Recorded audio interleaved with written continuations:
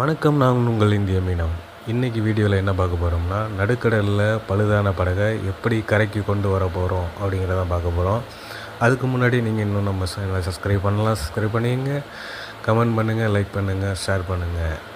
எப்படி கொண்டு வருவோம் அப்படின்னு பார்த்தீங்கன்னா, முன்னாடி போகிற படகுல கயிற்றை கட்டி, பின்னாடி வர படகுல அணியன்னு சொல்லுவோம். அந்த அணியத்தில் கயிற்றை கட்டி முதல்ல போகிற வண்டியை ஸ்டார்ட் பண்ணி இழுத்தோம்னா அந்த வண்டி பின்னாடி வர பழுதான வண்டி தானாக வரும்.